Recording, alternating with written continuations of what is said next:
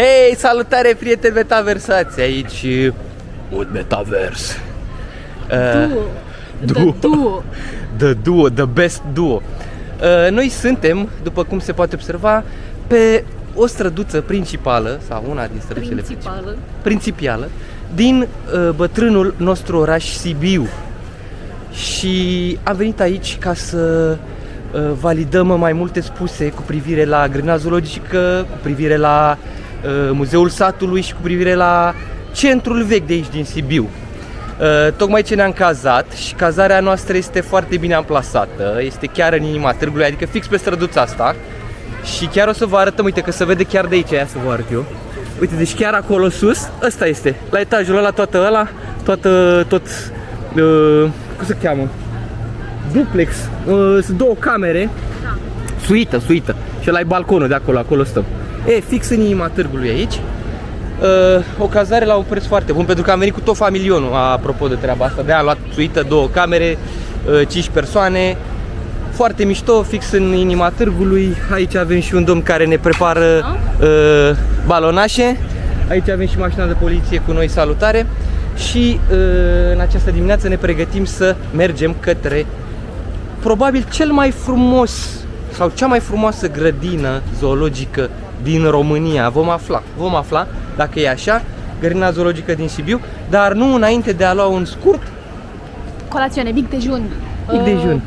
Da, o cafeluță, o chestie. Ce o să mâncăm? Nu știu, niște plăcinte, niște gogoașă umplută cu burduf, nu știu ce.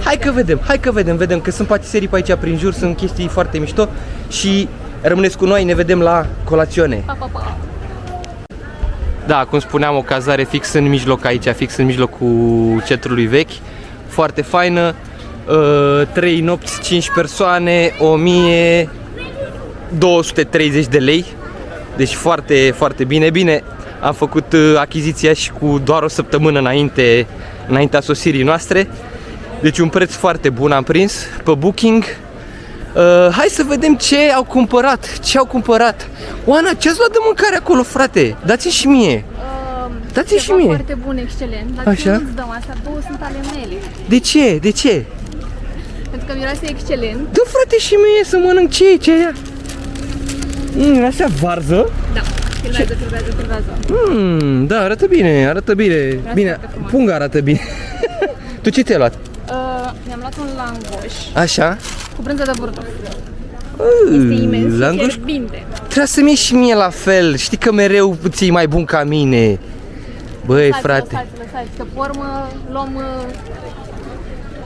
invers. Luăm invers? Da. Inversăm? Da. Și acum unde mergem? Acum ne îndreptăm către parc. Așa. Parcul de Subarini, așa se numește? Parcul de Subarini? Așa se numește, nu? Da. Așa. Și spre zoo după aceea. Și spre zoo după aceea? Așa o promenadă. Hai, și înainte luăm și o cafea? Ia să vedem aici ce v-ați luat, E bun? Ce v-ați luat? Ce aveți acolo? Langoș și aici ce aveți? Tot langoș, toată lumea. Băi, mie nu mi-ați luat, mă, frate, langoș, mie, de ce nu luați, frate, și mie langoș? Vă luați voi cei mai buni, mie nu luați niciodată, of!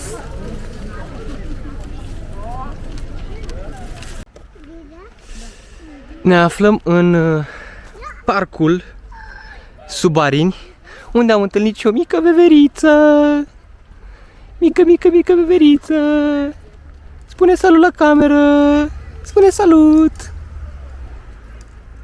Ok, parcul de Subarini. Unul dintre cele mai frumoase parcuri, dacă ne întrebați pe noi, din România. Superb. Construit, sau mă rog, gândit inițial undeva în 1856 ca parc englezesc. Ulterior, în 1978 a fost transformat de comuniști pentru că au intervenit asupra structurii parcului englezesc.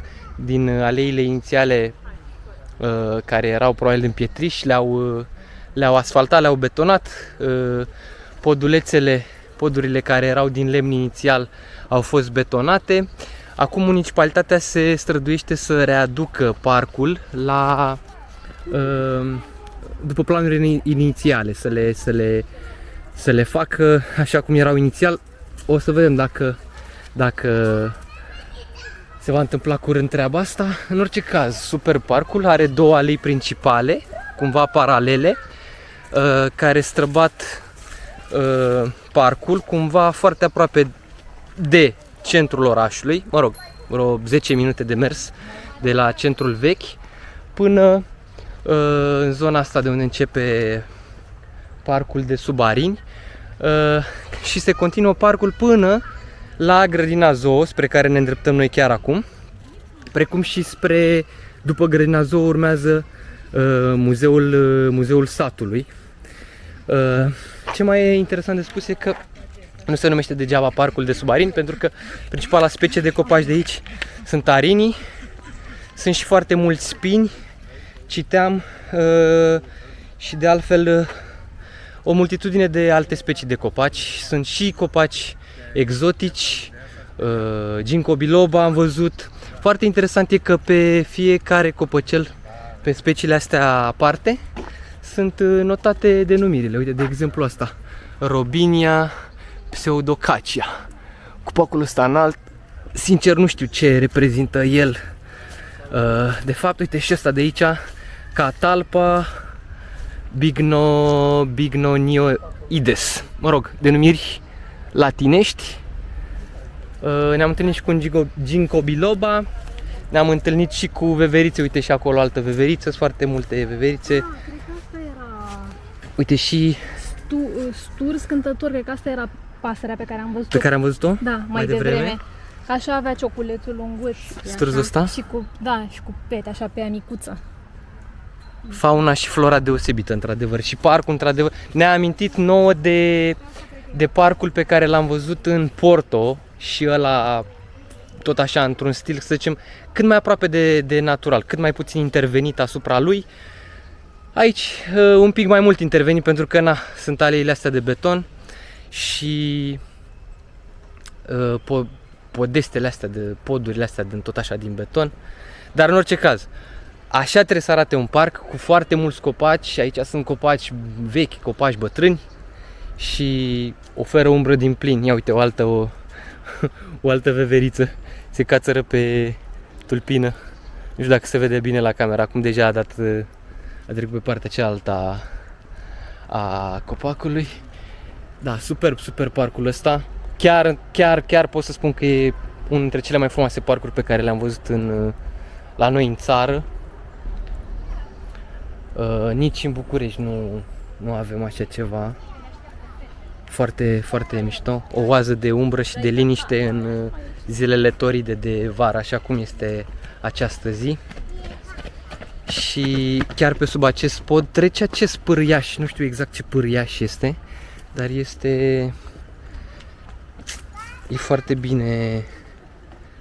bine cum a fost gândită zona asta. Uite, ai o potecă pe care poți să alegi, poți să te plimbi, lângă e pârâiașul și mai alături sunt potecile de beton. Foarte mișto. Ne îndreptăm spre grădina zoologică. Dacă vă întrebați exact cum ne întrebăm și noi cum arată arinul, acesta este arinul. Are frunza aceasta. Nu știu dacă se vede. Acesta este arinul. Foarte interesant. Am mai aflat ceva. Da, și aici ne aflăm pe cealaltă alee din cele două alei principale paralele. Din câte se observă aici, a mai rămas o parte din parcul englezesc cu, mă rog, se știu aceste pajiști între copaci. Acolo se vede că se lucrează și în partea aia, uite, oamenii descarcă niște garduri aici, se lucrează la o scenă, pentru că urmează să înceapă aici, în acest parc, săptămâna viitoare se va desfășura un festival, cred că Focus sau Sub Focus se cheamă, ceva genul ăsta. Va fi un festival de muzică. Deci am înțeles, vor fi prezenți și Subcarpați și mai multe trupe în orice caz. Noi nu vom mai fi aici, din păcate. Iar aceasta este aleea și la fel e o reminiscență a vechiului parc, sau poate chiar a fost readus în zilele noastre conform planului inițial. Este acest tip de alee cu pietriș, nu asfaltată, nu betonată, deci intervenit foarte puțin asupra ei. Și aici umbra asta frumoasă de la arini, pini, tei. Sunt și foarte mulți tei. Superb, superb. Superb. Mai puțin acest generator de curent. Și da, asta e, na. Festival, festival. Acolo un ciuciurichi mic. Superb.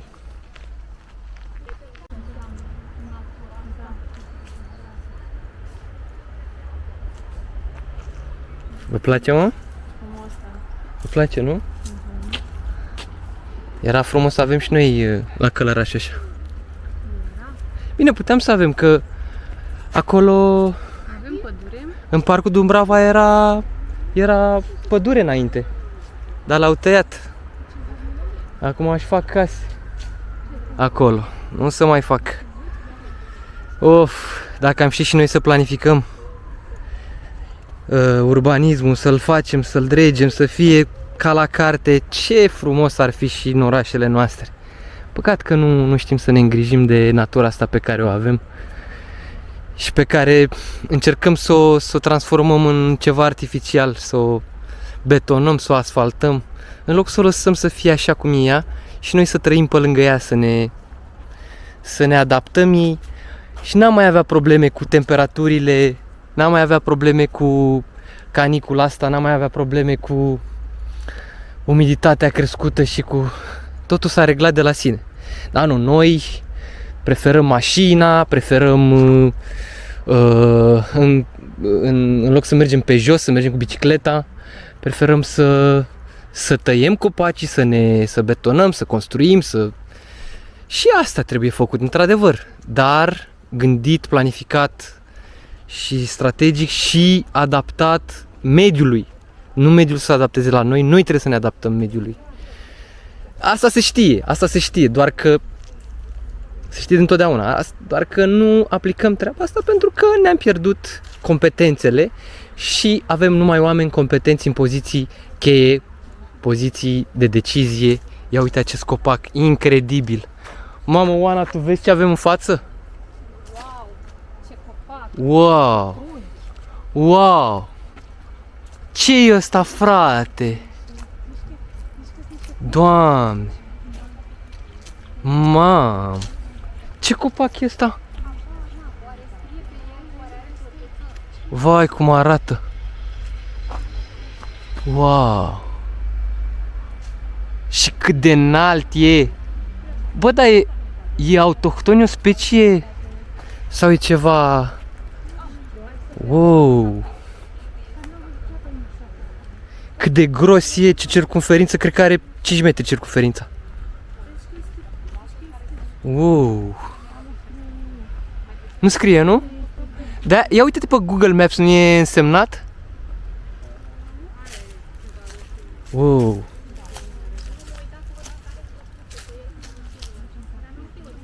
Incredibil. Da, uite, asta ne oferă natura. Surprize de genul ăsta. Oxigen, umbră. De aia trebuie să păstrăm, să ne îngrijim de ea.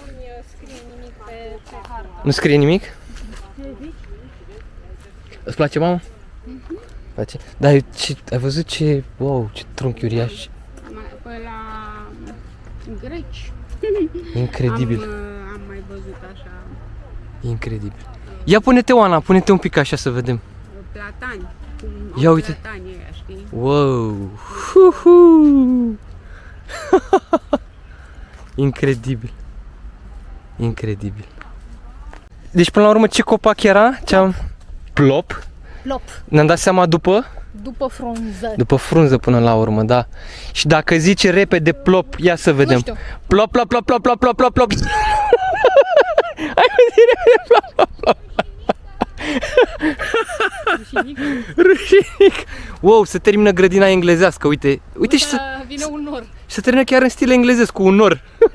Cu un nor de ploaie. Nor englezesc de ploaie. Bă, da, ați luat-o pe... Arătură, ați luat-o. Mai abruptă. Cea mai abruptă și cea mai... Ia să vedem aici, ajungem în vârful dealului. Ia să vedem ce surpriză avem parte. Wow! Wow! Wow! Wow! Wow! Ce e aici? Ce e aici? Ce e aici? Splendoare în iarbă. Dar ce e aici? A fost un din ăsta de acumulare, cred. Nu știu. Habar n-am. Nu știu, acolo văd un excavator să lucrează, fac ei ceva aici. Cumva o fi fost apă? Unde? Pe unde o luăm? O luăm pe aici? Hai să luăm pe alea asta? Hai să vedem. Ce drăguț se vede iarbă înfășată. Mi-am adus aminte, voiam să spun și câteva cuvinte despre patiseriile alea pe care le-am luat de la Scufița Roșie. Atenție că sunt două scufițe roșii. O scufiță roșie care are produse congelate, deci nu luați de acolo. Dacă ajungeți în centru vechi și vreți niște patiserii, luați de la cealaltă scufiță roșie care nu are produse congelate, sunt produse făcute de ei. Și au fost bunicele. Patiseria mea, cu plăcinta mea cu varză, nu prea a avut umplutură, din păcate. Ăsta e norocul meu de fiecare dată. Iar celelalte ce și-au luat ele și-au luat gogoși cu brânză sărată și cu brânză dulce. Extraordinare, mai ales cea cu brânză dulce, în orice caz, cea cu brânză dulce întotdeauna e preferata mea. Găsiți acolo 7 lei, cam atât costă o plăcințică. Super bune plăcințile astea și gogoșile.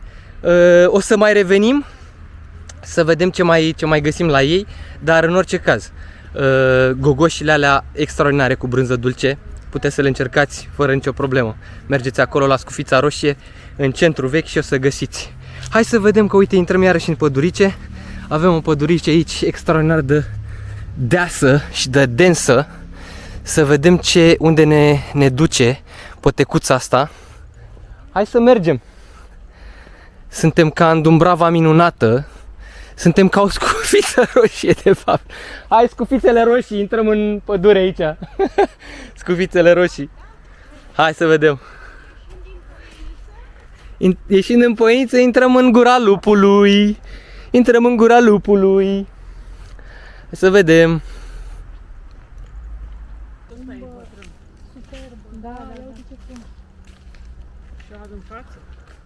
Wow, la ala din față acolo, abia aștept să ajungem să-l filmăm și pe ăla.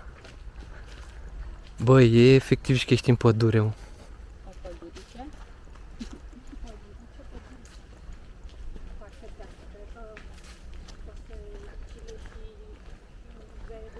Dar știți că pe aici sunt și lupi, nu? Da, mă, sunt și lupi aici. Lupii ca lupii, să nu fie urși. Eu sunt lup. Vezi ce dinți de lup am? De ce râzi, mă? Lupul de rău din povestea cu Scufița Roșie. Nu, că vorbeam de Scufița Roșie și chiar s-a nimerit, știi? De patiserie. Care, uite ea din față, ăsta din față de aici, nu? Dar ce copaci, dar ce... Ia uite-l.